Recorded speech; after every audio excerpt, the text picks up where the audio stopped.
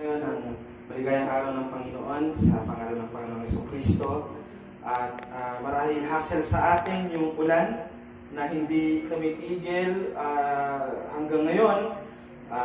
Yamang mayroong 3 bagyo na nasa loob ng ating area of responsibility. But I would rather enjoy that rain that the Lord bestows as part of His common grace than the Lord permitting a rain of sulfur and brimstone such as what we are going to study today. His indignation and indictment has come to a place that we were talking in the last few weeks. So there are things that are not worthy of looking. May mga bagay na hindi magandang tingnan, such as ang pagkatalo ng gilas on our home court. Imagine what a good news that after 1978, after a few decades, naging host uli ang Pilipinas ng FIBA World Cup. So maraming mga nations together with their athletes has come to our country para sa paglalaro ng FIBA, and it is not worthy of looking that our own athletes were in a shameful defeat mula sa Angola, South Sudan. But yesterday, for the first time in history, nanalo sila against China. So that's worth a look. But the destruction of catastrophic disasters, tornadoes, typhoons, at ang pinakamalala, I believe, in history of disasters, ay ang pagpapaulan ng Diyos ng bolang apoy sa isang syudad. Actually, sa 2 syudad, Sodoma at Gomorrah. Dito niya binuhos ang kanyang divine fury at natunaw ang lahat ng mga nabubuhay na nilalang. Hindi lamang mga tao, babae at lalaki, bakla at tomboy, at ganun din, maging yung mga hayop, halaman na nabubuhay sa 2 dakilang lungsod, ang Sodoma at ang Gomorrah. Sila at ang kanyang pamilya, they're already out of the city para lumipad patungo sa neighbor city, yung cold, tinatawag na Zoar, at doon sila ay nakanlungan ng pag-iingat ng Diyos mula sa destructive disaster, catastrophic disaster that the Lord has bestowed toward Sodom and Gomorrah. And there is a clear command that has been commanded to the family of Lot. Don't look back. At ito yung pinaka-sinuway ng isa sa miyembro ng pamilya nila, ang asawa ni Lot, ay lumingon. Buksan natin ating mga Biblia sa Genesis chapter 19, verses 23 to 29. Genesis chapter 19, verses 23 to 29. Basahin po na matahimik, pabasahin po na malakas sa King James Version. Genesis chapter 19, verses 23 to 29. The word of the Lord says, the sun was risen up the earth when Lot entered into Zoar. Then the Lord rained upon Sodom and upon Gomorrah brimstone and fire from the Lord out of heaven. And he overthrew those cities and all the plain and all the inhabitants of the cities and that which grew upon the ground. But his wife looked back from behind him, and she became a pillar of salt. And Abraham got up early in the morning to the place where he stood before the Lord. And he looked toward Sodom and Gomorrah, and toward all the land of the plain, and beheld, and lo, the smoke of the country went up as the smoke of a furnace. Verse 29, and it came to pass when God destroyed the cities of the plain, that God remembered Abraham, and sent Lot out of the midst of the overthrow, when he overthrew the cities in which Lot dwelt. Let's go to the Lord in prayer. Father, we ask for your forgiveness for our sins and trespasses that we may have committed, whether we are aware or not. May you cleanse us the same as the blood of the Lord Jesus Christ who cleansed us from all our sins. And may you purify our minds and hearts as we listen to your message from the text that we have read today. Now may the love of God the Father, the grace of our Lord Jesus Christ, and the fellowship of the Holy Spirit be upon us all. Amen. So the point that we have heard is that kahit iwan mo ang iyong former life, kagaya nung ginawa ng asawa ni Lot, handa na siyang umalis doon sa Sodom. Sumama siya kay Lot at sa kanyang mga anak. She left her former life and he seek to be good. At maraming ganyang tao, but if your motivation is not for God in the end, you're still not going to be saved. And that is the tragedy that happened to Lot's wife. Bagamat yung asawa ni Lot, wala na dun sa syudad at nagmumukhang siya'y ligtas na dahil nakaalis siya doon sa syudad na sinasabi ng Diyos na kanyang gugunawin, wala man siya doon sa Sodom, but her heart was left in that place. Wala yung kanyang pisikal na katawan, ngunit ang kanyang puso na iwan. Ang kanyang puso ay naroon pa rin sa Sodoma. Kaya naman, ang ating presensya sa gawain ng Diyos hindi naggagarantiya ng ating kaligtasan. Ang presensya natin sa gawain ng Diyos hindi naggagarantiya ng ating kaligtasan. Kung ang ating mga isip, ang ating mga affection, naka-attach pa rin sa kasalanan, bagamat ang ating presensya ay nasa tahanan ng Diyos gaya ng araw na ito, ngunit baka wala ang presensya ng Diyos naman sa atin. And that is the most important. Whether your presence is in the Lord's house, but if God's presence is away from you, then you are likened to that Lot's wife. Yung asawa ni Lot, who almost believed by many, nakagaya nila na takot at naniniwala sa Diyos. Pero bandang huli, na-reveal na siya isang apostate. So may kinalaman nito sa pinag-aralan natin kanina. Sana ay mas maging maliwanag sa atin yung practical application. Ano ang buhay ng isang apostate at ano ang kahinatnan niya kapag hindi nagamot ang kanyang apostasy. Ano ang mangyayari? Yung asawa ni Lot, she stepped in the way to be saved. Sinunod niya yung instruction. Ang instruction para maligtas, sabi, tanggapin si Jesucristo bilang tagapagligtas. That's the norm of the formula of salvation.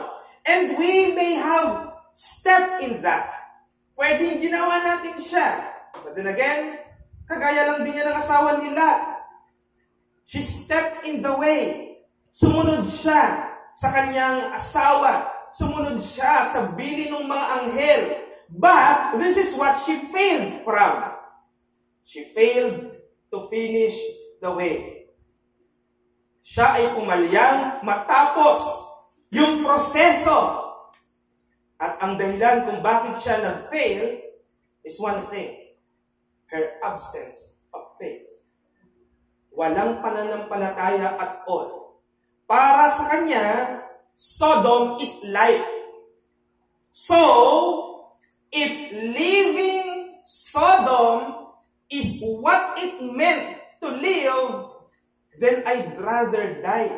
Aware, yung asawa ni Lot, na mamamatay siya pag siya'y lumingon. She knew it. She knew it. But then, what she did, awarely, she looked back. May mga tao ngayon, para sa kanila, yung career, yung business, o yung kanilang pagiging popular, yun yung definition ng isang mabuting buhay. Para sa akin, ang buhay ay yung may magandang career. Para sa akin, ang buhay ay yung may maunlad na negosyo. Para sa akin, ang buhay ay makilala ako sa school bilang top student. Makilala ako bilang top student, honor student, cum laude, magna cum laude. Diba? Anin mo yan, kung kung para sa'yo, yan yung buhay, well, para sa mga totoong Christian, hindi yan. Sabi nga ng isang dating graduate ng GMA, ng Grace Ministerial Academy, ang pagkapakilala sa kanya ni Pastor Noel, meron tayong magna. Si Pastor Mon Macapagal, magna 9 years bago natapos.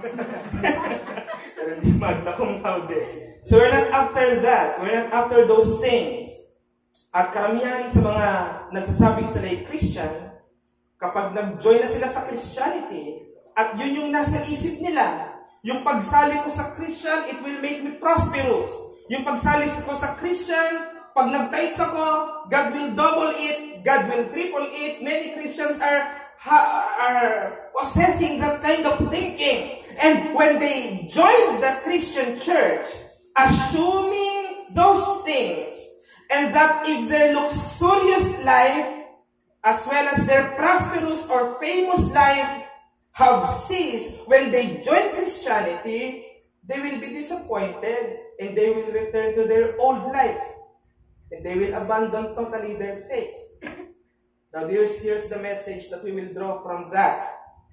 The judgment of God to a divulged sinner is the same with those who are hiding in the refuge of God, but has an apostate heart. Again, the judgment of God to a divulged sinner, D-I-V-U-L-G-E-D, is the same with those who are hiding in the refuge of God, but has an apostate heart. Ang hatol ng Diyos sa isang lantarang makasalanan ay kapareho ng mga nagtatago sa kanlungan ng Diyos, ngunit may mapagtalikod na puso. Ang warning dito, okay sana kung lantarang kang makasalanan, hayag ka na nagsasabing hindi ka Kristiyano, kaysa nag-aangking Kristiyano, ngunit hindi pala. At itong mensahe ito ay tuwiran na para sa atin. Nag-aangkin tayong Kristiyano.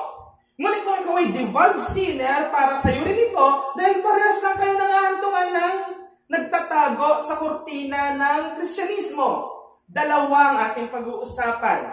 An apostate wants salvation without the Savior. Ito ang gusto ng apostate.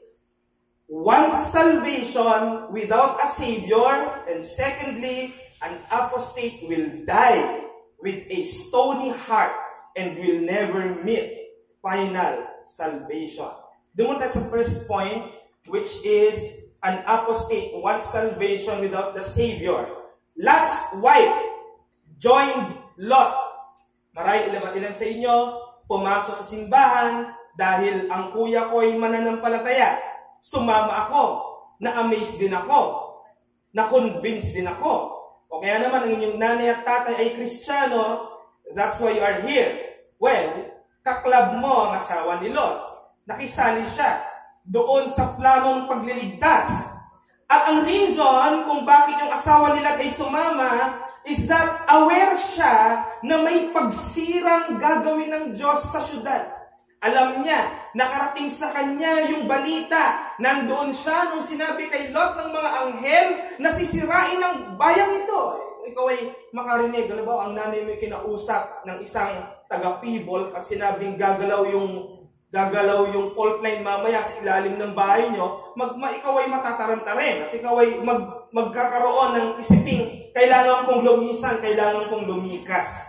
Ganyan ang itsura ng asawa ni Lot. Nang nalaman niya ito, narinig niya yung report ng angel of the coming catastrophe. At siya ay naging fearful, natakot siya.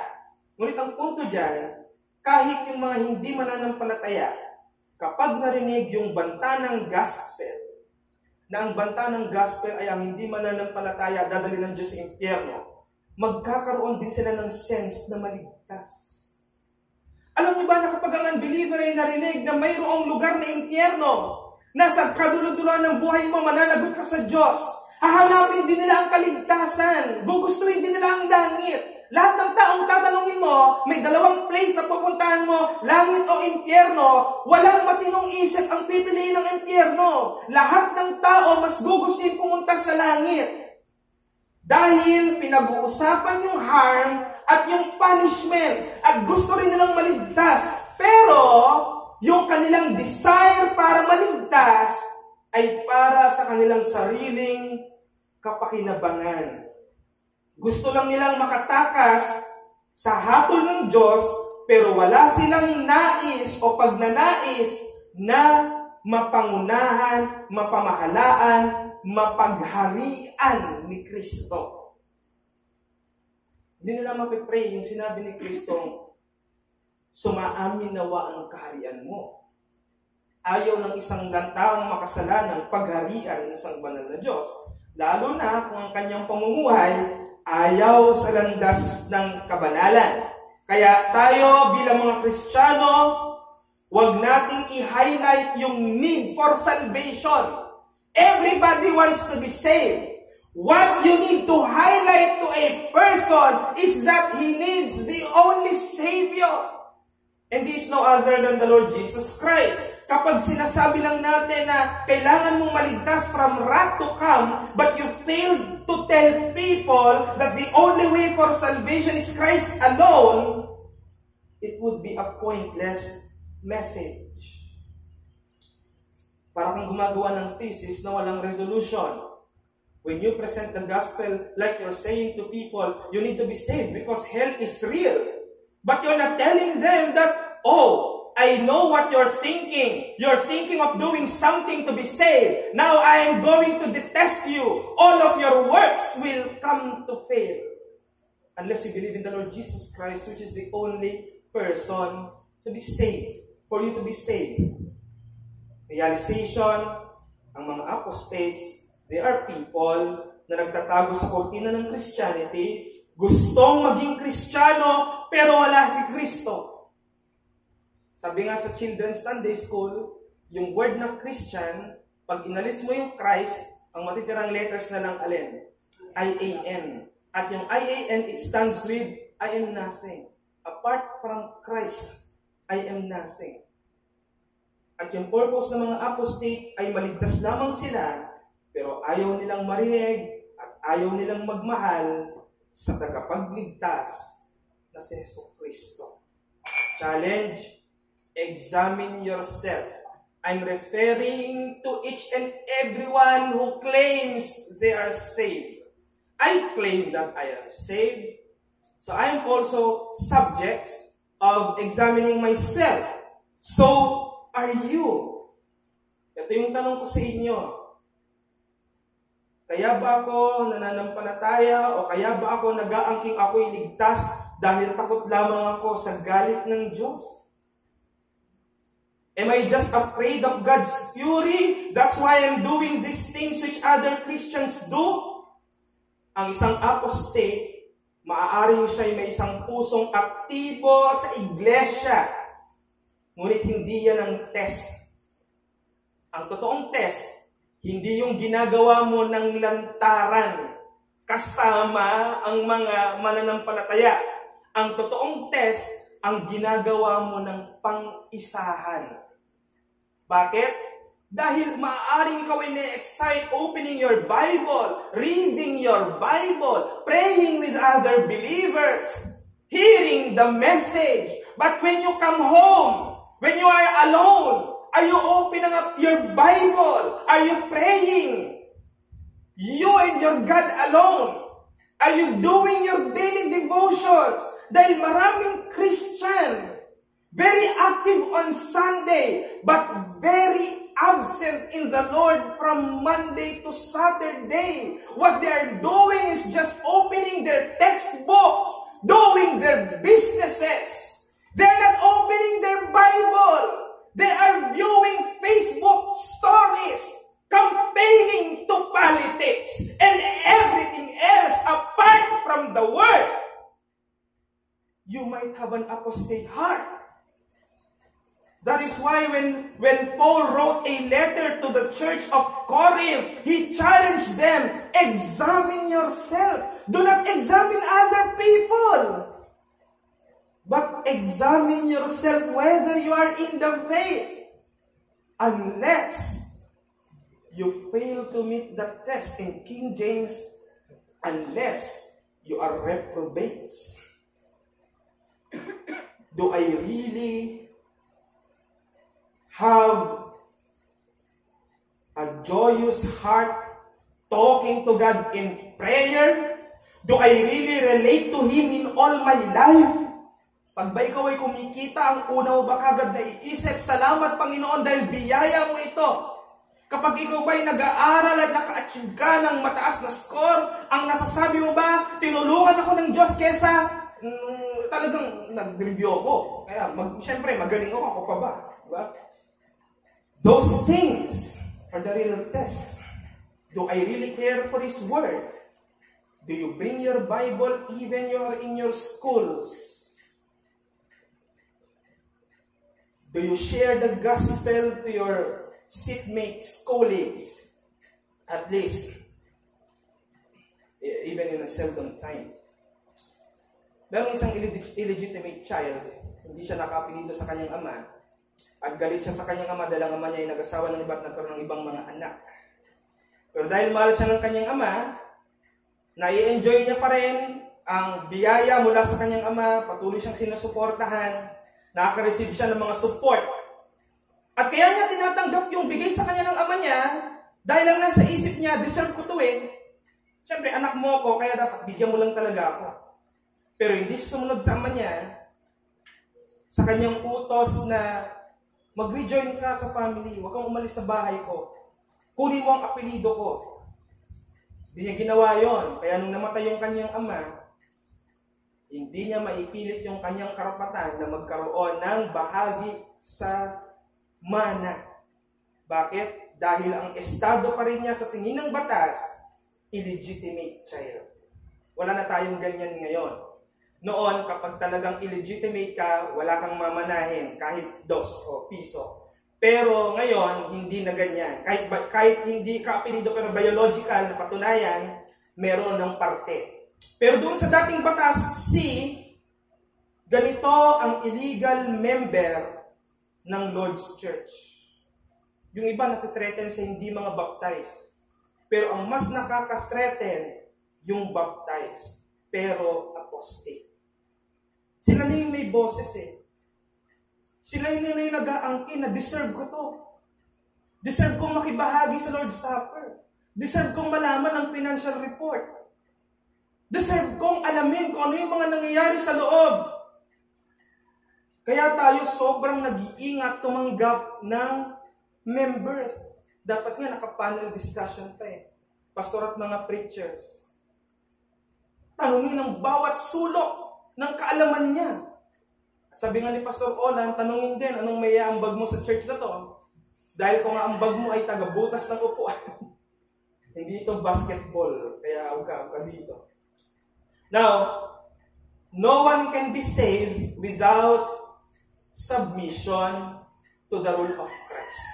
Ito yung naging skandal sa panahon ni MacArthur at ng Dallas Theological Seminary because the dispensationalists believe that you can still be saved kahit namumuhay ka in a carnal way of living. But for John MacArthur and even my position is lordship salvation.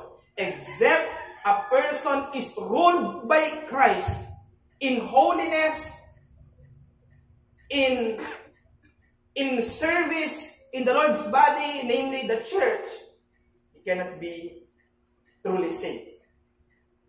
Tumanggap ka, pero ang system, buhay pa din, ganun pa din.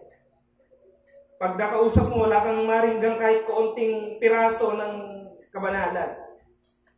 Yung asawa ni Lot, bagamat sumunod siya sa command na umalis, pero ito yung mapapatunayan natin. Second point, an apostate will die with a stony heart and will never meet final salvation. Kahit sumunod yung asawa ni Lot sa command na umalis, at sa kanyang pag-alis, hindi siya napahamak, pero dito natin nakita yung kanyang pagbagsak doon sa isa pang command. Dalawa yung command eh. Umalis kayo, at yung pangalawang command, wag lilingon.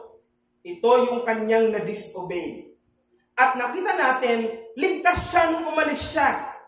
Pero nawala na yung kaligtasan niya nung siya'y lumingon. Sabi nga nung Pentecostal church na katabi natin sa Gido yan, patunay na nawawala ang kaligtasan. Lumingon siya. Nawala na yung kaligtasan niya. Maring may point sila, pero mababaw na hermeneutics yun. Now, this is something that we have to know. Salvation cannot be lost. We're fixed on that. But for an apostate, it can. Ito yan ganito natin, baka malito tayo. Bakit? Dahil yung salvation ng isang apostate, hindi gaya ng salvation ng elect.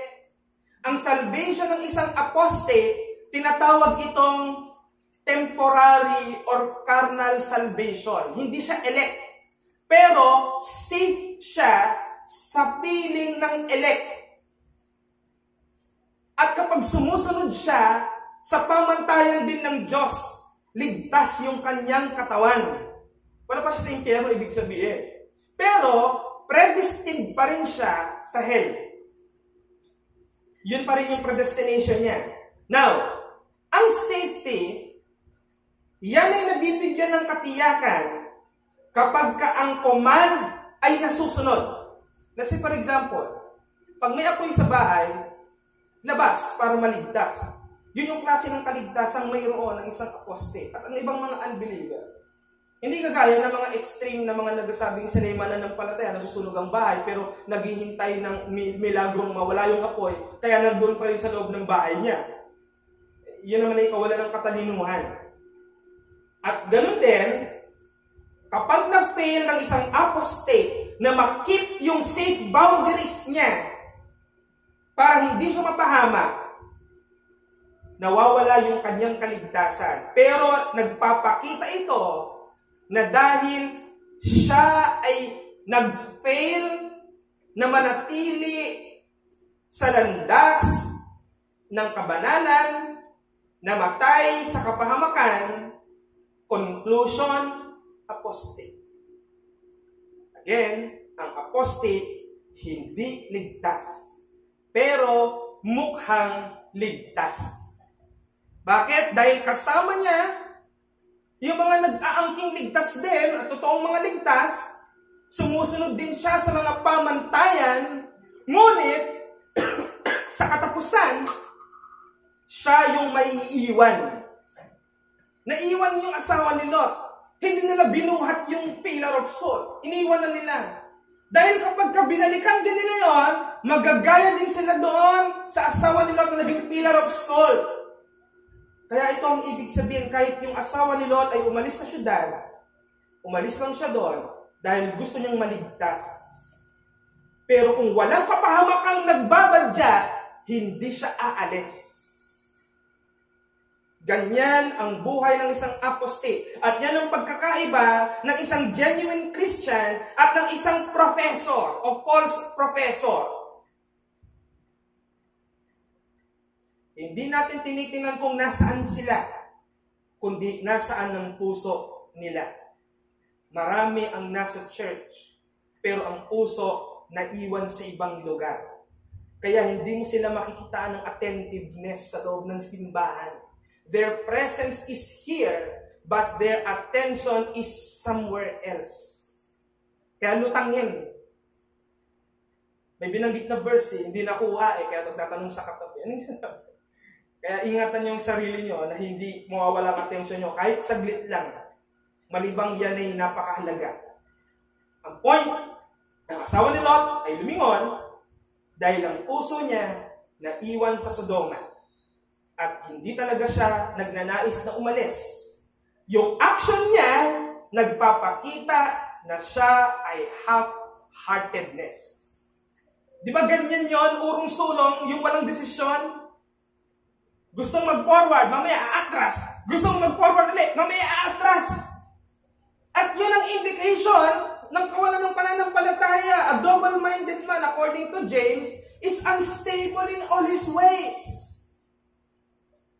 When it comes to your faith in the Lord Jesus Christ, huwag ka magkakaroon ng doubt. Baka si Buddha talaga ang tagapagligtas. Hindi ka lang basta may declension ay apostate ka talaga. Absence of faith yun. Kaya nga sabi ko kanina, pwedeng magduda ka sa sarili mo kung talagang ako'y pinaghaharian ni Kristo dahil may mga kasalanan kang hindi mapagtagumpayan. Okay lang yon, natural yon. Pero, yung magduda ka mismo kay Kristo, kung talagang siya ba ang tagapagligtas, malaki ang problema. Half-heartedness is an indication of unsaved. Dilemma can lead a person to choose the correct decision because of pressure. Kasi may nagbabadya sa aking kaligtasan. Nagiging dilema, kaya ang isang tao nagde-decide sumama sa gawain ni Kristo. Pero pag tumagal at napansin niyang wala ng harm, wala ng danger, marirealize niyang hindi ito yung gusto ko, aalis ako. At nakita natin, sulfuric materials, ang mga isipin ng teologo, maaaring ito yung mga asteroids na dumaan at nabagsak sa lugar na ito with fire, umapoy dahil tumagos sa atmosphere. At itong klaseng ganito, yung brimstone at sulfuric material, hindi lang pumapatay ng tao, kundi maging mga mikrobyo na papatay niya. Isipin mo yun. Panunaw ng mikrobyo, ginawang panunaw sa tao. Kaya yung mga arkeologong pumupunta sa Sodoma, walang makitang mga buto ng mga tao. Bakit? Tinunaw pati buto. First cremation, di ba, ay ang Sodom at Gomorrah. Even the smallest unit of life have melted. At yung destruction pala na ito ay ma-purify yung place sa lahat ng klase ng kasalanan, whether great or small. Tingnan niyo yung basurahan. Nainisip nating malinis na ang kapaligiran dahil nailagay sa isang basurahan ng mga basura.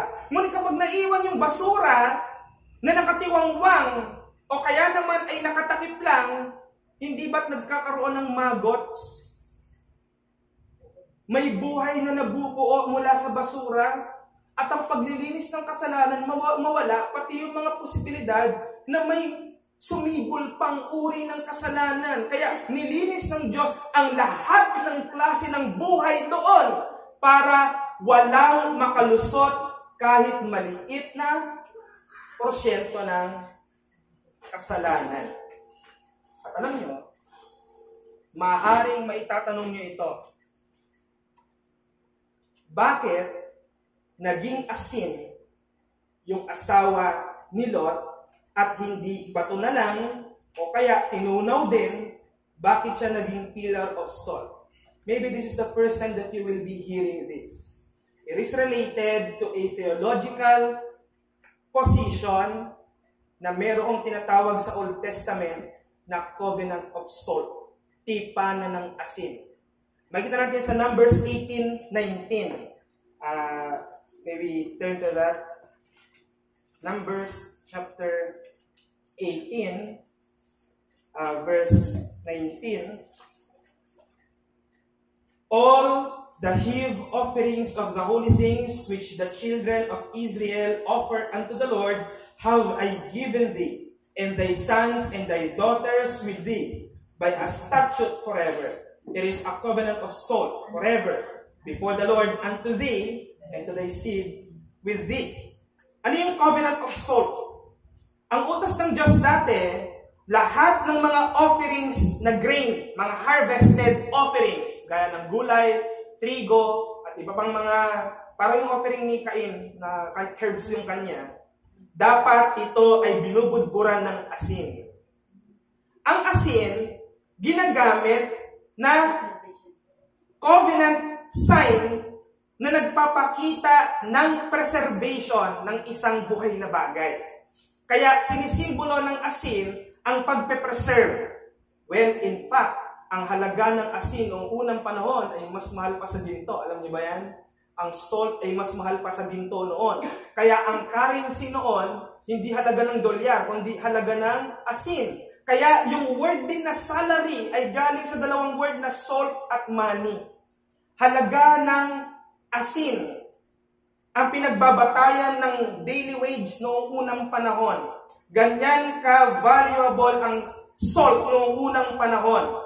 At yan ay tanda ng tipanan ng Diyos na pinepreserve niya ang may buhay na nasa kanya. At bakit naging salt ang asawa ni Lot? Basahin natin yung verse 29 ng text natin. Yung pagliligtas niya, yung pagliligtas ng ating Panginoon kay Lot at sa kanyang dalawang anak, makikita natin na ang iniuugnay pa rin dito ay dahil kay Abraham pa din. Verse 29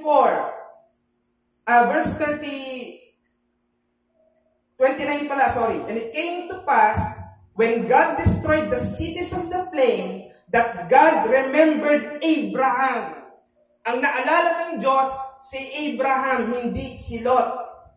At dahil dyan, He sent Lot out of the midst of the overthrow when He overthrew the cities in the which Lot dwelt.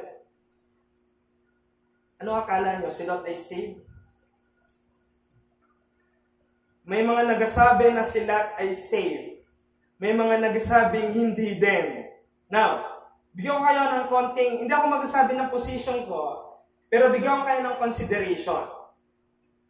Nung pumunta, ilang anghel yung pumunta kay Abraham bago to? 3. Kasama si Yahweh. Nung sa Sodom na pupunta, ilan na lang sila? 2. Wala na yung Diyos. Ang nakipag-transact na lang yung 2 anghel. Now, bakit niligtas din ng Diyos si Lot? Dahil kanino? Kay Abraham pa rin. Ang dealing ng Diyos dito, again, we're talking about covenant. It is Abrahamic covenant. God saved Lot because of Abraham. Now, here's the point. Nakita ba natin ang Diyos mismo nakapag-usap kay Lot? Hindi. May nagsasabing, oo, dahil tinawag ni Lot yung isa sa anghel na Adonai. But hindi na natin kailangang siksikin ang sarili natin dahil konti lang ang information about it. But again, this is the point. Bakit sinabing naalala ng Diyos si Abraham? Dahil ang unang tipan ng Diyos kay Abraham, i-bless ko yung mag-bless sa'yo at susumpain ko yung susumpa sa'yo. Lot didn't curse Abraham. He blessed Abraham. Thus, God was just fulfilling His promise to Abraham that He will bless them that bless Him. And He preserves Lot by the symbol of a pillar salt na ipe-preserve niya yung kanyang kinatipang tao. And I will tell you, hindi pa ito yung preaching ko, pero yung 2 anak ni Lot na naiwan, yung 2 anak ni Lot na naiwan, takot na hindi na lumago ang kanilang pamilya, nilasing ang kanilang tatay at nakipag-sex sa kanilang ama 2 gabi. Nagkaanak sila. Ang pangalan ng isa ay Moab. Later on, kalaban ng Israel. At yung anak ng pangalawa ay pinangalang Ammon, galing sa Ammonites, na kinalaban din ng Israel later on. Now, they are people tinuring na masama at kailangang patayin. At generation sila ni Lot. So what do you think? Is Lot saved because of his faith or because of God's promise to preserve Abraham? But that's no longer our concern. Apostasy is an enemy of true faith. Thus, its end is death in sin, same with divulged unbelievers. Kaya kahit sa clearest demonstration ng galit ng Diyos, ito na lang ang tingnan nyo kay Lot. Niligtas ng Diyos mula sa gyera at pagkakabihag sa hari ng Sodoma. Sumama siya kay Abraham after? Hindi. Bumalik sa Sodoma. Ikalawa, niligtas ng Diyos mula doon sa paggunaw ng Sodoma. Ano ang ginawa? Sumama kay Abraham? Hindi pa din. Namuhay pa rin ng hiwalay kay Abraham. Kaya kahit malinaw sa isang apostate, yung pag-display ng Diyos ng God's wrath, ang apostate nananatiling matigas ang kanyang puso and he cannot respond to the call of salvation. Principle, both genuine believers and fake believers can walk in the same path. We may have the same people in the church who do the same as we do, or in community, or even to ourselves. But the real test of revealing if one is genuine or an apostate is no other than perseverance. At the end of the day, it's someone's perseverance that proves the test. And that is the meaning of the word apostate. Ang apostate, minsang nagsimula, hindi tinapos. Bakit? Hindi dahil napagod, o hindi rin dahil sa weariness, pero dahil ang apostate habang lumalakad sa lakad ng mga Kristiyano, habang lumalapit at lumalapit sa kabanalan kay Kristo, nare-realize niya, hindi ito yung gusto kong buhay.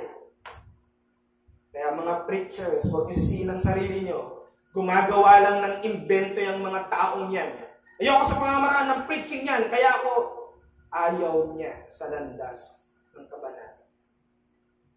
Gumagawa lang siya ng excuse na alam naman ng Diyos na siya ay nagsisinungaling. Kaya babalik siya sa kanyang buhay. Meron ng isang fable, isang turtle, jaguar at monkey na kailangan tumakbo at makarating sa finish line. Marami nagsasabi ang turtle hindi niya ito magagawa dahil mabagal siya. Ang jaguar at monkey ay mabilis. Pero habang sila ay papunta sa finish line, nauuna yung jaguar at yung monkey. Yung jaguar, sa sobra niyang kabilisan, hindi niya nakitang may bato, siya ay gumulong, natisod, umayaw. Ang monkey, habang siya ay tumatakbo, nakita ng punong maraming saging, para sa kanya, mas magandang wag nang ituloy, kainin na lang yon. At siya ay hindi na tumuloy. Ngunit ang napag-iwan ng turtle, na minamaliit ng iba, kahit sa kanyang kabagalan, determinadong makarating sa dulo. At narating niya yung dulo. Ang daan ng kaligtasan ay hindi pabilisan, hindi pagalingan, hindi pataasan, hindi padamihan ng alam. It's not about your abilities nor talents that matter in the kingdom. It's an activated willingness given by the Holy Spirit. Your perseverance. Iwan nyo yung eternal security. At once saved, always saved. Palitan nyo ng tamang term. Perseverance of the saints is the real term. Kaya huwag kang mainggit sa kanila na parang teologong mag-isip. Ako ay nasa Bible school. Sinasabi ko sa inyo, yung mga kasama ko doon ay ewan kung nasa ang planeta. But that is not the real test. The real test is perseverance. Yung nangyari sa asawa ni Lot, warning sa atin. At warning doon sa apostate na alam nilang apostate sila.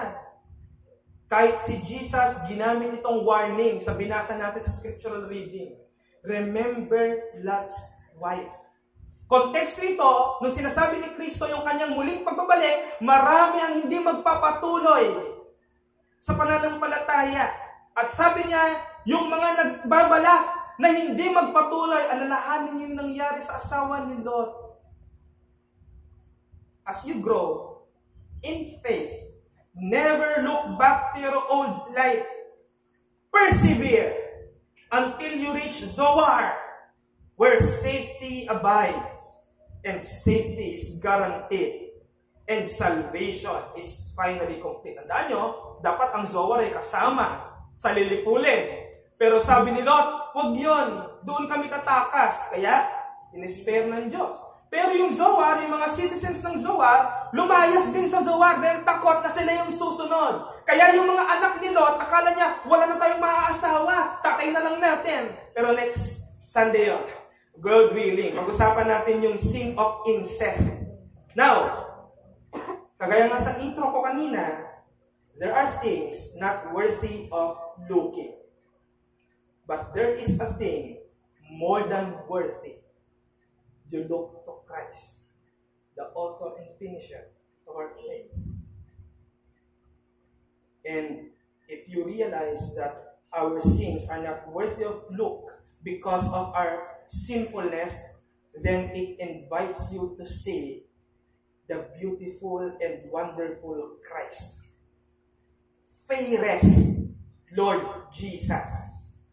Na sinabi nga ni Yahweh sa Isaiah 45:22, look unto me and be ye saved. May bagay na kapag tiningnan mo, maliligtas ka. At ito ay pag tiningnan mo ang kagandahan ng Panginoong Jesucristo at ang bisa ng ginawa niya sa krus ng Kalbaryo. Tayo ito.